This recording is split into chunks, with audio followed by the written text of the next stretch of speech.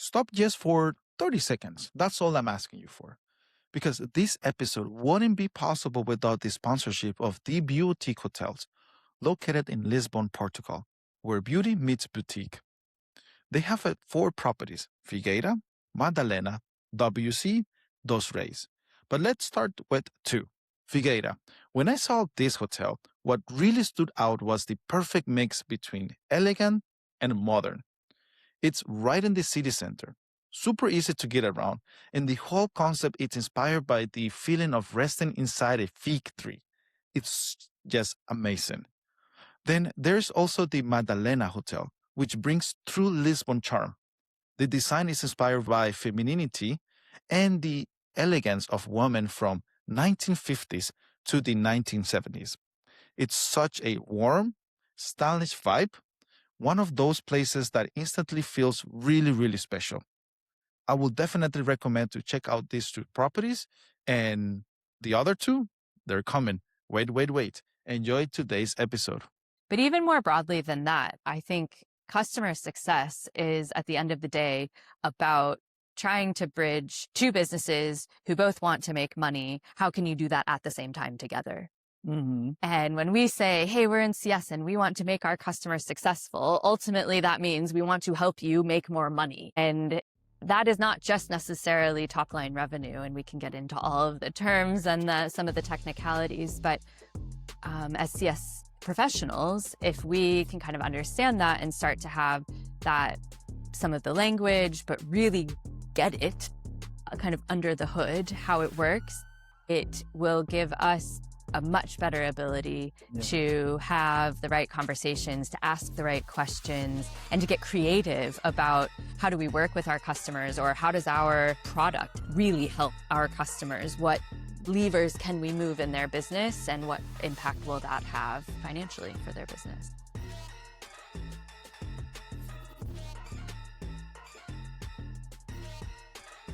Hello, everyone. Welcome to another episode of Customer Success Talks, Real Challenges, Experts Advice, the podcast dedicated to helping those transitioning into customer success and early career customer success managers. I'm your host, Byron Toruño, and just like you, I'm still learning about this amazing world of customer success, which is super rich, which is an area that I have now almost 3 years in doing podcasting about it. And there's always so many interesting topics to touch about, which is not the exception today. We have an amazing guest who we already recorded with. The link to the episode will be in the description. And we touch about cultural awareness. And today we're going to talk about a different completely topic, which is also powerful for our roles as CSMs, especially now that we are heading, either we're heading or we're there when it comes to the commercial goals and the commercial conversations that we need to have internally and with our customers as well. Today we have with us Laura Kightlinger, Laura Kightlinger, with over 16 years of experience building high-performing teams, including leadership roles such as Director and VP of Customer Success. And also, the other part of your career, Laura, has been in financial roles. And also, you have decided one day to just wake up, accept another challenge, and build your own consultancy, right? Where you help companies to strategize their customer success framework, all the way from startups to scale up. And also, you are the founder, you are 2 times founder, wow, of Mind Fuel, where you bring together your passion for sport and business. Right. That's a lot. Welcome to Customer Success Talks. Thank you, Byron. It's so great to be back, and especially to do this in person and see you once again in real life. Yeah, it was 1 year ago that we met back in London. It was. So I'm super happy, and thank you for you commuting all the way. We are in Lisbon, by the way. This is the second episode where we have that I'm recording in person. Mm-hmm. So I'm a bit nervous as well. And I appreciate you being here. So I'm really curious to know a little bit more about your consultancy. Let's start with that. Sure. So after about 10 years in-house building and scaling customer success teams in a couple of high growth SaaS businesses, I decided that I wanted to sharpen my skills a little bit from an executive standpoint and kind of think about how can I take what I've learned in-house and help other businesses not make some of the same mistakes that we made and have a bit more variety and a bit more control over my schedule, as well as give me time to start Mindfuel, which I think we'll come on to. But in any case, I've been working in the consulting capacity for a little over a year now. Okay. And I've worked with companies who are very early in their kind of startup journey, all the way through to quite large and established organizations, all of whom have been wanting to establish or adapt their customer success teams and operations. And I've been supporting them on their unique journeys. Which you make it sound easy, but It's there is repeatability, but there's a lot of deep thinking, shall we say, that needs to be done on each project. But I think the more I do it, the more what I love about it is the learning that I get and meeting a lot of different people, understanding their product, their business model, and thinking about how to take what I would consider a lot of customer success best practices, but adapting them, because I don't believe there's a one-size-fits-all playbook. yeah. And working through that with customers and helping them prioritize has been really fun. And I think it's sharpened my confidence in trying to make decisions without all of the information, because not being in-house anymore, I'm flying at a God, that very sounds so different level of much. detail. And to communicate at a more executive level and influence change when I have some power and they've hired me to do that, but at the same time, I'm not part of the team. And so, How to influence that as well, and right? how to communicate in their language, because every company has a slightly different style of communication, and some are very direct, and some I need to play politics a little bit more, etc. So it's been really good learnings. It also sounds a lot of what we're going to be talking about today, that you also, I guess, that you have to understand the financials behind and the commercial side and what are their goals, which most of the time I'm assuming is revenue. Yes, Right? most of the time. Yeah. There's a cost component there too, but we'll get into that, I think. All right. But before we go into the topic for today, you are also the founder of Mindfuel. Yes. So it sounds like an interesting combination between what you love to do, which is sport, but also the business side of things. How does that work? Yes, well, so Mindfuel is trying to make more accessible mental fitness training for amateur endurance athletes. Mental fitness, right? You Yes. said? Okay. And I very specifically call it fitness versus just performance, which is probably a more common term in the industry, because I believe that to be our best selves, whether that's athletically or as humans, there's a performance and a mental health aspect. And so I believe that that is what fitness is. And we hear in the professional sporting world now the importance of sports psychology. And, at the Paris Olympics in 2024, I think they called it like the mental health Olympics. Almost every athlete said they wouldn't be there if it weren't for their psychologists. And that's been a huge difference maker for them. And at the amateur level, and I've been a passionate runner and endurance athlete for more than 20 years now, I see that there's a lot of information out there, but the athletes have to go and find it. And I'm on a mission to curate an easier experience for endurance athletes to find that information and know how to apply it and find ways to apply it in the moment or in their current training program. So there will very soon be a YouTube channel with experts in the field. So some of these will be athlete stories and others will be sports psychologists, coaches, stress management experts, for example. And there's already a website that has a number of curated resources that already exist. Again, professional athlete stories, books, articles, with some inspiration for what can you take from that as an amateur and how could you maybe apply that to your own training. So cool. I love it. You can probably see the passion. If I could find a way to do that full time, I would love to. But right now, customer success consulting is still helping me pay the bills, but also challenging me intellectually. Well, you never know. Let's see what happens. So where were you 1 year ago? Now you have your like 1 year of your consultancy. Yeah. And I think it's super fun. I have a small story to tell. I'm not an athlete at all. I do like to do sports. And one day I was with one of my friends and she said like, hey, there's this marathon of 10K to do. Okay. I was like, okay, 10K for me sounds a lot, but yeah, let's try it, right? And we did it. I noticed that it was mainly mental. I was about to give up. I was about not to finish those 10K. And it doesn't matter how long it took. Please don't ask.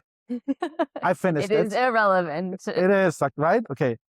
I finished it and I noticed that it's a lot of the mental part of motivation. And there was also people around motivating and playing music. And she was waiting for me, which is, of course, this is amateur, but it's so cool to know that the mental side plays a big role. Huge. They have physiologically proven that the body follows the mind. So even when you think you are on your absolutely last ounce of energy, if you tell yourself, all I have to do is one more step, or I know I can do this, I can see the finish line, I will get there, your body will get there. It's like physiologically, your body will not let you go past its limit. So if you are still moving, you will still be able to keep moving. It will always reserve that little bit. But it's a muscle that we have to train as well. And it's tough because you get a lot of signals that you're getting close to that limit. And there's reason to listen to that sometimes. You don't want to keep your hand on a hot stove, right? But we can. And when to recognize what is the limit. Yeah. So. Wow, that's so cool, Laura. Unfortunately, we will not be touching much on the mental fitness part, but I think it's super interesting. And I think that if anyone is super curious to see Laura's new project, and if by then when this is released, Laura, if you have the YouTube channel and everything set, everyone is more than welcome to go into the episode's description and check it out. Yeah. And I wish you all the best. Thank you. I will so be following much. to see how everything goes and learn. Quick pause here just for another 30 seconds. That's all I'm asking you here because this episode wouldn't be possible without the sponsor and support of the Boutique Hotels, where beauty meets boutique, located in Lisbon, Portugal. Now, let's talk about the WC property. This one completely breaks away from the ordinary. It's bold, contemporary, and inspired by the idea of a bathroom as a design space. It sounds crazy, but once you see it, it works amazingly. Every detail is intentional, and it's unlikely anything else probably you have seen. And then there's Dos Reis, where we recorded today's episode. This concept here is special because when you go into this hotel, you will see crowns and royal elements. The real inspiration here is the local community of Arroyos, the most multicultural area in Portugal. So I went a bit deeper into some investigation, and over 90 nationalities in this community. It's a true melting pot of Lisbon. Here, the locals are the real kings, and the design blends that idea with urban art and the everyday city life. It's just an amazing property. Thank you, Boutique, for your support. And for you listening, continue enjoying today's episode. But today's episode is mainly about financial acumen, right? And when I reach out to you and I told you, hey, Laura, I'm going to go to Lisbon and I will be doing some workation, which I have been doing more work than cation, but I still enjoy it. I think that you touch on that one of the main topics nowadays that are so important is the financial acumen. Yeah. You have an MBA, right? I do. So you have a lot of experience on financial roles. Why are you so passionate, first of all, when it comes to this financial language? Because I think it's also a language. Yeah, good question. And I guess I would add also that predating the MBA, Predating.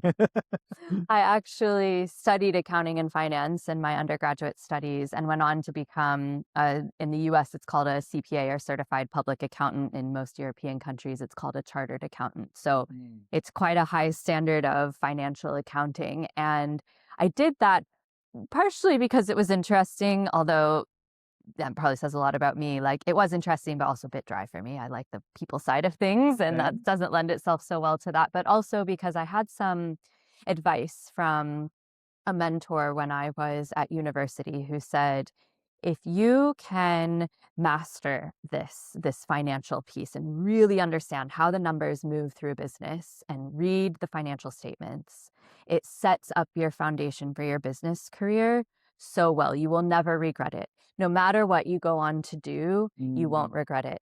And I will tell you, when I was taking those exams and I was studying at night and all weekend and didn't have a life and I was working hard and then I was auditing because I needed to do some accounting work to get my certification, I was not so sure I agreed with that advice anymore. But as I found my way out of finance and particularly into leadership roles and a generalist role like customer success, I realized, wow, that advice was sage and very, very correct. It hurt, but it was worth it. It was, and I've never regretted it. And for several reasons. So I think one, ultimately, any business is in the business of making money, and understanding what that means in general, but then being able to very quickly understand it in different business models has been really key for me in customer success, but also just in my entrepreneurial journey, because I really have to think about how would I monetize this, or how do I give advice to other entrepreneurs or some of the businesses I'm working with that maybe aren't full SaaS. I need to understand right away. But also because having that language and that ability to understand um, the mechanisms by which we measure all of this has made it so much easier for me to speak to executives in a business, as well as to my finance and operations business partners. And that's been true both internally at the companies where I work, but also externally with customers that I work with, whether that was in a CS role or in my consultancy role. And so when we talked about financial acumen as a topic, I really reflected that, CS, yes, we're all under pressure. Every company, every function is under pressure to prove their worth and, not you continue to get more resources and not just be replaced with AI and all of these things. So there's a component of being able to show and explain what we return to our business financially. But even more broadly than that, I think customer success is, at the end of the day, about trying to bridge two businesses who both want to make money. How can you do that at the same time together? And when we say, hey, we're in CS and we want to make our customers successful, ultimately that means we want to help you make more money. And that is not just necessarily top line revenue. And we can get into all of the terms and some of the technicalities. But as CS professionals, if we can kind of understand that and start to have that, some of the language, but really get it kind of under the hood, how it works, it will give us a much better ability to have the right conversations, to ask the right questions, and to get creative about how do we work with our customers, or how does our product really help our customers? What levers can we move in their business, and what impact will that have financially for their business? I love how you explain not only why you love it, but also what it means for us as CSMs, individual collaborators, and the impact it had for you in your career.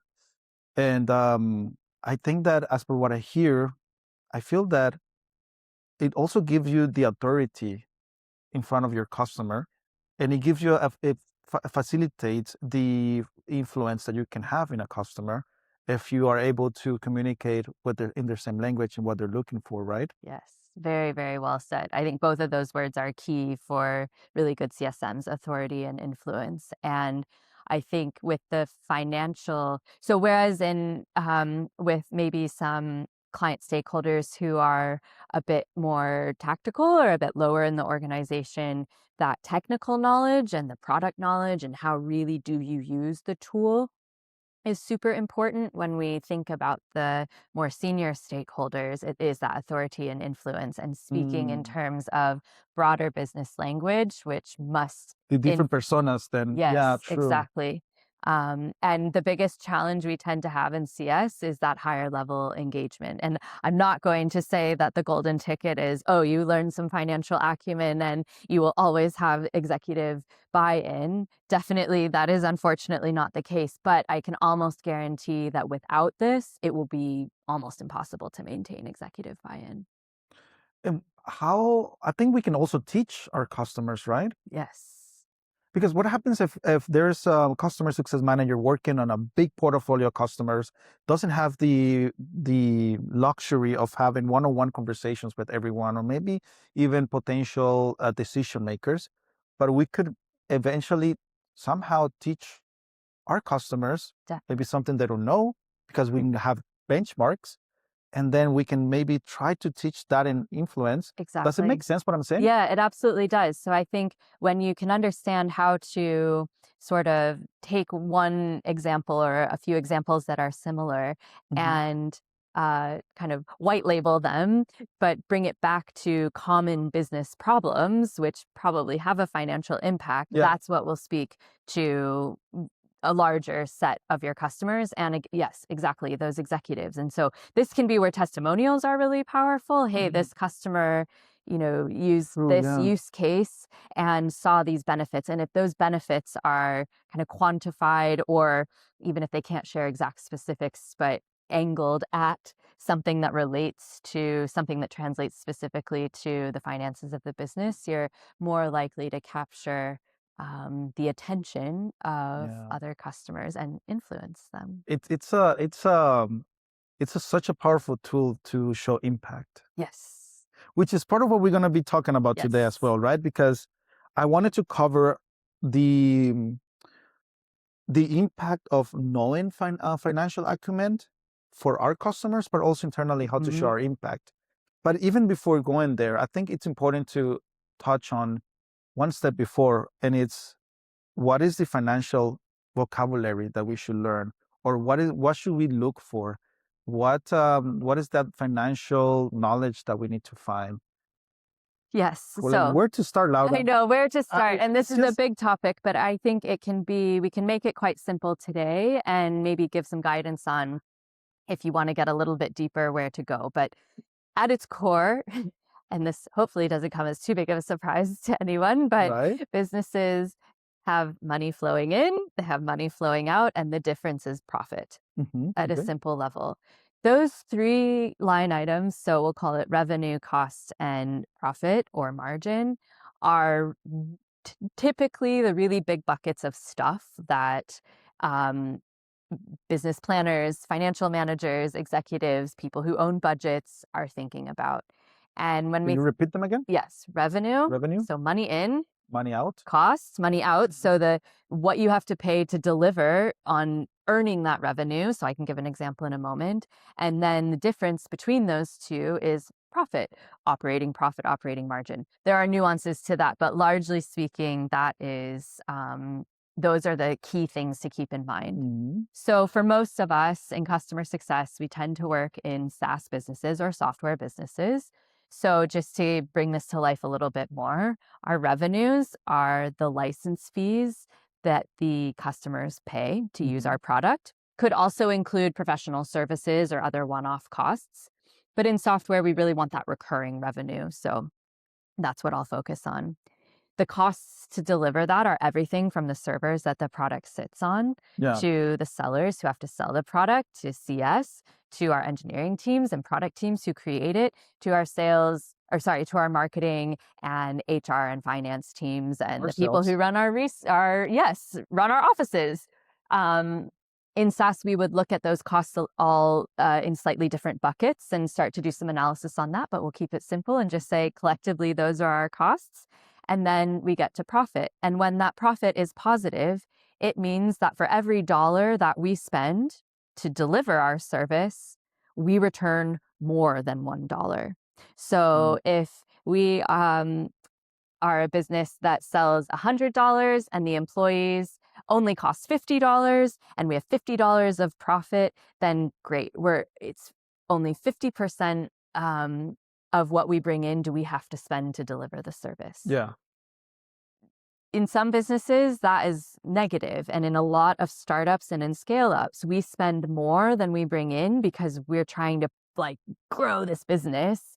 And investors have largely historically been very happy to give us that extra money and bridge that gap between what came in from customers and what needs to go out on payroll and That's why payables. startups and scale-ups are just a different beast than an Exactly. enterprise. But increasingly, we're being asked to show that that's not the case, that we don't need to spend more than we're bringing in, or month over month or year after year, that profit number is increasingly less negative, and therefore we're needing to invest less to continue to bring in more. Okay. So taking this back again to be a little bit more agnostic, when we think about our customers, most of the time when we're pitching the value of our product, we will say, oh, we can help you make more money. Well, what does that mean? It probably means either we're able to help them bring in more money to that top line, or to reduce the amount of money they have to spend to ultimately either maintain or grow that top line. Yeah. And we can do that through the various mechanisms. I think that cost bucket tends to be one a lot of software businesses focus on. And that is, can be driven by actually driving down costs in general, like you need less headcount by using our software. So that's an immediate cost removal potentially, or you can be more efficient. That's something we hear a lot, right? Yeah. But that is effectively a cost reduction. It's helping someone do their job better. So maybe where prior in the past without AI, you could only manage 10 customers. But now that you have an AI note taker who can send the follow-up email and do the check-in in a week's time, now you can handle 20 customers.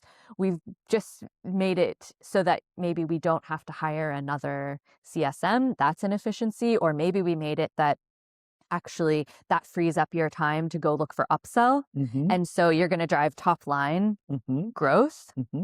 Because you are more efficient. That's in it for them. Yeah. That's in it for them. I think that one of the challenges that happens in my case is that I get into all of that explanation, like what's in it for you, what's the value. Yeah. But I just skip the part of the number. Yes. And that is hard. And I will say that a lot of our businesses in the SaaS world do struggle with putting an exact prescriptive number on it. But this is where really good client discovery, relationships, conversations, where we can start to get the client to say, yeah, I think it saved our team 30 hours this week. Wow, well, that's about 120 hours a month, and that's times 12, whatever that is. We can ask them as well, right? Why not to ask them? Absolutely. Yeah. Sometimes our tools can help us see some of that. Maybe we benchmark something. Maybe we know that, hey, they told us in the pre-sales process that this process used to take this much time, and now I can see in the system it takes this much. Or they're telling us that since they implemented the tool, they've sold X number more customers. Well, we know the average value of one of their sales is X, so we can start to extrapolate that. Yeah. Are we absolutely certain that that's the number? Probably not. Customer probably also doesn't know, but it's a way, if we can think this way, to start the conversation with the customer. Hey, I was thinking, I bet based on what you said here and what we know averages are here, that we've saved you roughly this. How does that resonate? And especially when you've built champions in the business who want to show that they've done good work with you, that that they want to defend the budget to keep your tool in, you can jointly start to build this business case. And relating that business case back to revenues, costs, and or profit is what will ultimately speak to the senior level decision makers who have to fund the budget. Oof. A lot. It's a lot, but you break it down really clearly. And I love how the concept that you explain about the revenue coming in, the revenue coming out, which is cost, and then the profit of it, which I think is so important to have that in mind, so that way we can have a clear picture of where to position our customer in those three layers. Yes. And this is not something, by the way, that I think CS should really ever be doing in isolation. So generally, the flow that I would suggest is when product develops a product, they should know what the business impact should be on customers. And that should ideally get fed into marketing so that the messaging, the enablement that all of us in the field receive, and the product marketing that goes out to prospects and customers is all speaking that language. Sales should be selling this dream. Hey, if you use our product, you should see these benefits. Yeah. And probably they have to do some kind of business case in the sale as well, which will relate to revenue, cost, profit, efficiencies type metrics.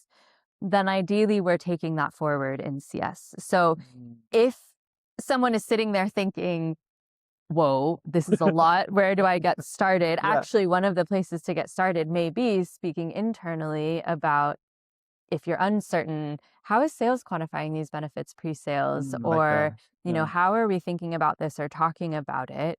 Actually, yes, talking internally with management is ideally helpful. So the first step to bring all of this concept that you're breaking down into the tactical stuff, you will say that is first doing a good research internally. Yes, absolutely. Like if maybe someone has done it before, but if not, the ideal part is ask questions internally to have a better picture. Yes. And I think there's chicken and egg sometimes, because I've also had people internally say, but you all are the experts in the customer, so can't customer success, especially if something doesn't exist or it's not very structured, well, can't customer success create that? Of course, we can help support that, but there needs to be some cross-functional agreement. And I think that customer success has to bring a perspective, and regardless of whether something exists or not, by the way, because it may be that the boots on the ground perspective is, yeah, we sold this, but the customer actually gets most of its value over here. We should focus on that, or we should bring that back into our pre-sales That's a use conversation case or business case they're creating. Exactly. Okay. Sometimes we might think, yes, this is going to help you win more customers, when actually, maybe we sold to sellers, but actually the sales operations team got a hold of the platform and it drove huge efficiencies for them in working to support customers. And so a big chunk of budget that they needed isn't needed anymore, making something up. But we have to continue to feed that back into the business as CS, into our business as CS. Keep bringing fresh info. Exactly. And that helps, as you mentioned earlier, benchmarks are really powerful. Both for us to understand, how am I doing with my portfolio, but also to take to customers and say, yeah, you're beating it or you're not there. Here's how I can get you there. Yeah. So because sometimes customers don't know what they can get from us. They have an idea. So we can let them know, okay, this is what our other customers are reaching. Definitely. And I will say that if myself, I have a situation where now that I'm listening to you, I'm thinking about, okay, actually, I have been asking the wrong questions to the customer because I haven't been thinking commercially. Now that I'm hearing you and I start thinking commercially and start looking for that financial impact on those numbers, and I already ask questions internally because now I'm aware of that, what would be the other second step that you will recommend us to follow? So I think definitely working on then how you report that back to the customer and agree to what is understanding how the customer A responds to that, but B, what they need to take forward in their business to continue to defend the value that you're delivering, and working with them on that and making sure that you're doing that on a fairly regular basis, at least for higher touch customers. For lower touch ones, that might be more of a once a year exercise.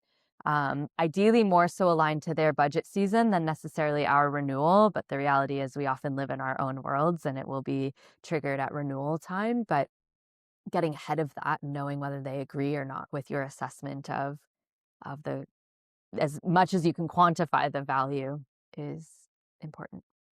And I love how you touch on the high touch and low touch.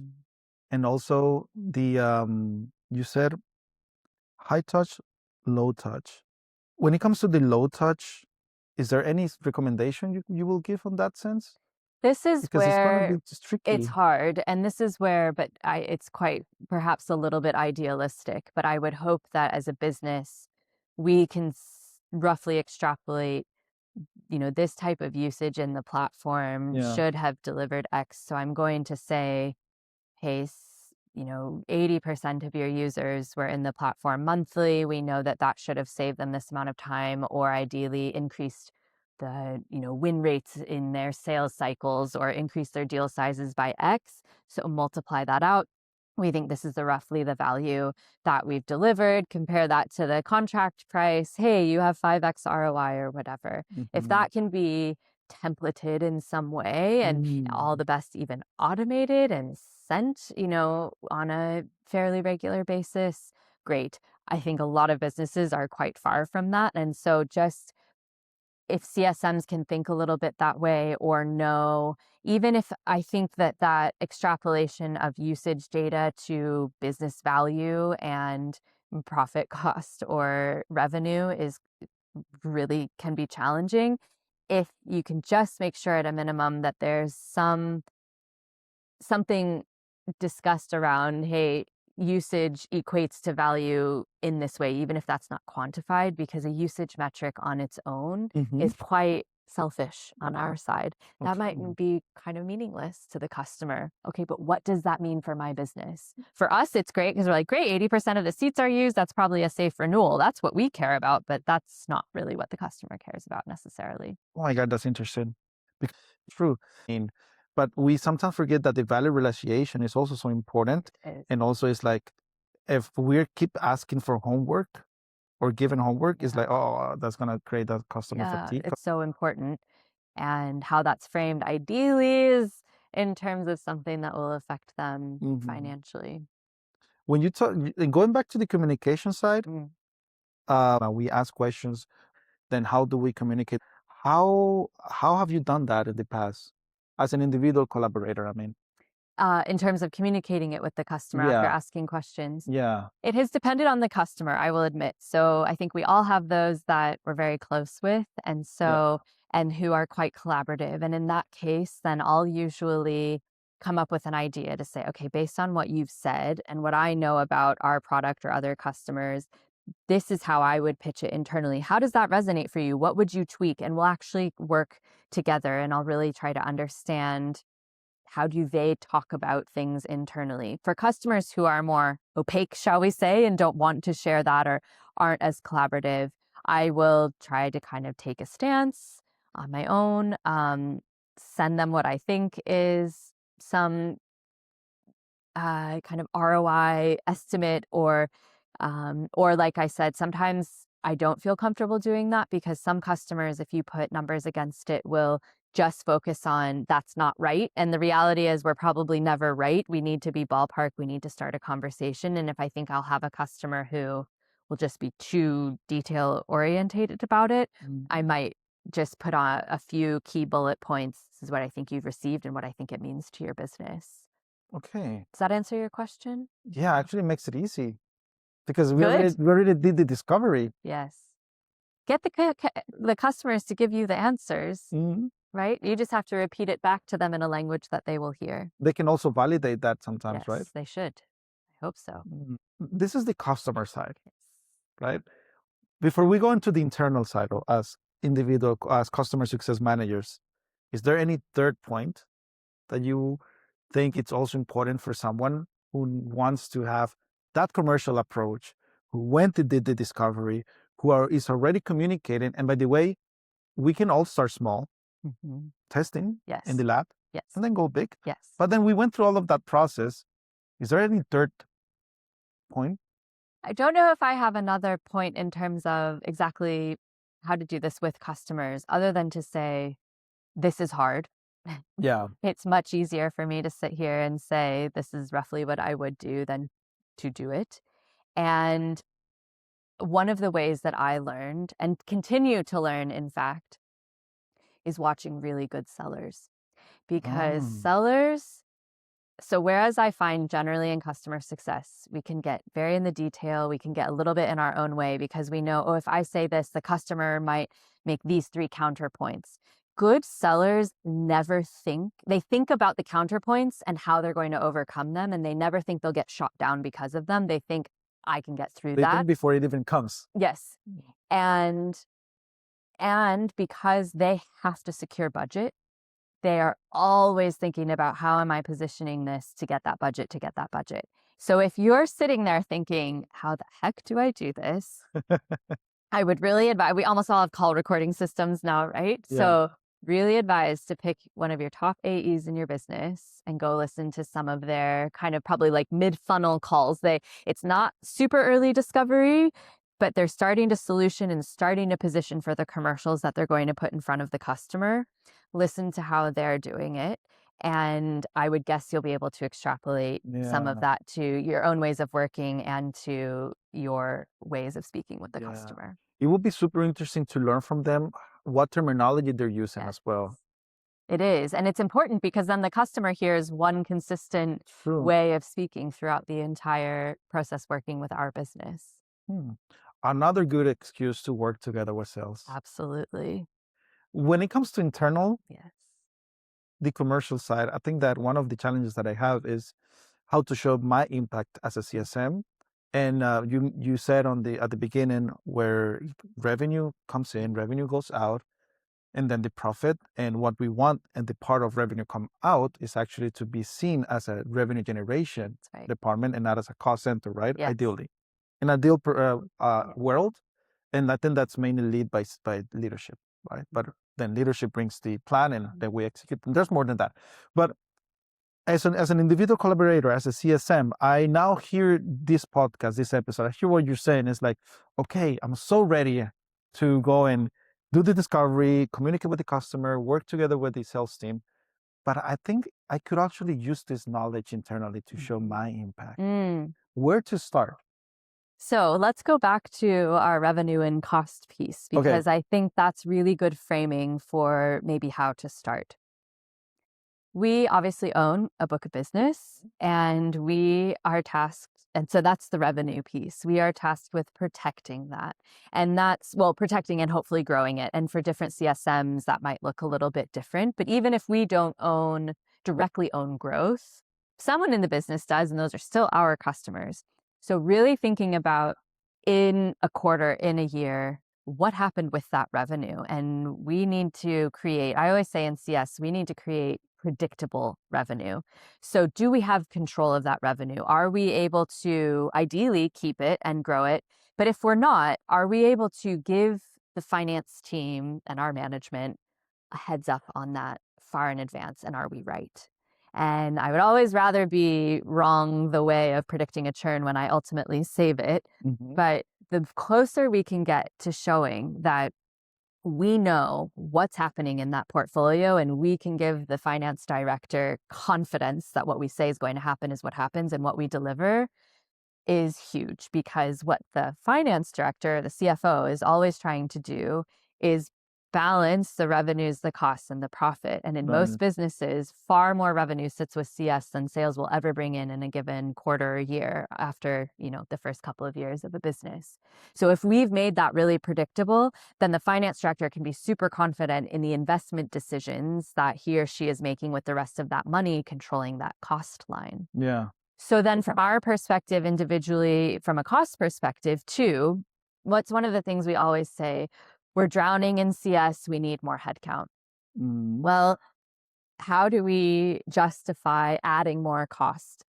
And that could be because we've saved or grown so much revenue that actually adding a bit more cost still results in profit. Remember earlier I said revenue minus cost is profit. If that profit still grows, even when we're adding costs because we're growing revenue even more, that's a great story for the CFO. Or we might say, hey, we really need a tool to help us. Well, if that's the case, that's more cost. But how much more are they going to get out of me? So how much more revenue do we think either I can manage, which effectively reduces the cost per dollar of revenue because I'm taking on more. So my salary is more or less fixed. And more revenue means, we're actually getting more efficient. Or we're adding costs for a tool, and that means we don't need to hire someone else. And so, and this is maybe not so much just an individual level, this might be at a team level, team discussion level.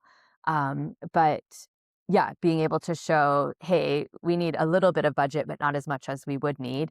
And this is the effect that we think it will have ultimately on retaining and growing that revenue. So maybe as individual contributors, it's less likely that we're speaking directly with the finance manager, but your boss or your boss's boss will be. And so being able to at least understand the mechanics of that and start to speak a little bit more around the trade-offs of, if I'm asking for something, then what does that mean to the retention and the growth of my book of business?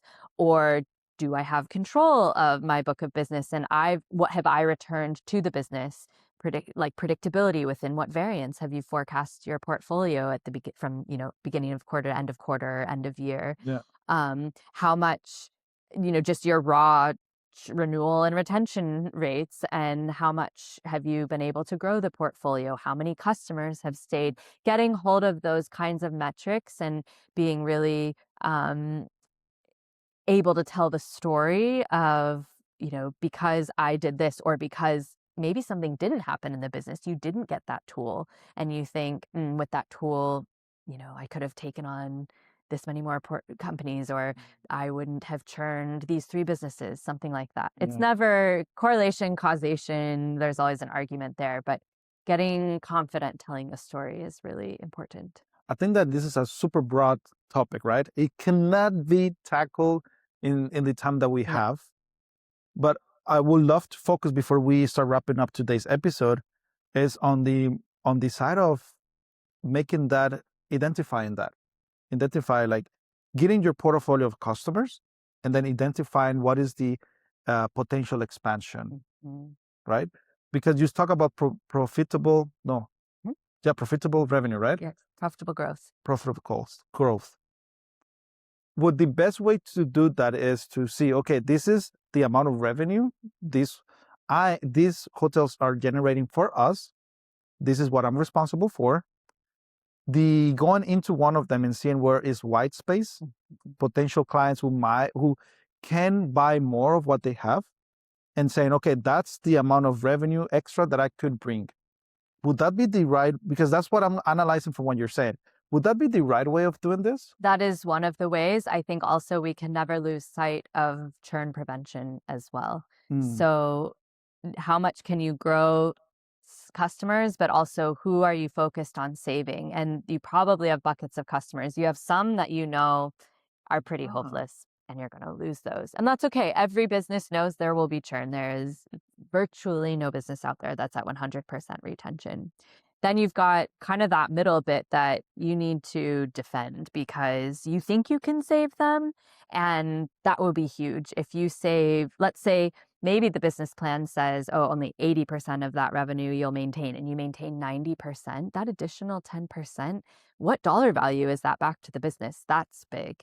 And then you have the ones that are probably safe, that are ready for growth, that you can do the white space on. Also, there are 3 types. I would say so. I think a lot of kind of CS frameworks might say that you have a grow, maintain, and defend category. So your growth customers, you need to do white space. Let's increase their value. Maintain is, hey, they're probably pretty good at the status quo. They're unlikely to churn. We can kind of let them tick along. So those are like the greens if we have. Yeah. Okay. And defend might be amber or red, where they're showing churn signals, and some of those you can probably still save, and some of them going to be really hard, so you might just need to let those go. Is there any framework for that? I think it will depend business to business on your segmentation, your health scoring, but that kind of overall way of thinking. Which ones am I investing in for growth? Which ones am I investing in for save? And then which ones do I think I can kind of let bop along and be a bit more reactive to, because they're safe and probably don't have a lot of upside. Keeping in mind what is the team's goal. Exactly. Right? Because then we forget about maybe the goal for this year as a company is not to focus on X, but actually to do this while reaching out to those potential customers. Possibly. I think it is important on the topic of team goals to know, is everyone clear what the renewal and retention targets are? And what does that mean? Has that been mapped at a book of business level? Is it meant to be true across, same number? So if the team target is 90%, are all of you meant to hit 90%? So being able to ask those questions now and really start to understand the metrics and the way that like I said, the finance leader and the CS leader have thought about setting those targets will really help you figure out, then what do I need to show my manager? And when things are going well, or when I think I might not hit these targets, being able to talk about that in advance is really big. Because it also impacts our careers. Like if I want to Absolutely. grow, if I want to have a better salary, it's like, yeah, this is the amount of revenue I have brought to the Yes, customer, to the company, absolutely. right? Absolutely. This is so cool, Laura. I was a bit afraid of touching this topic just because it's a lot of numbers, right?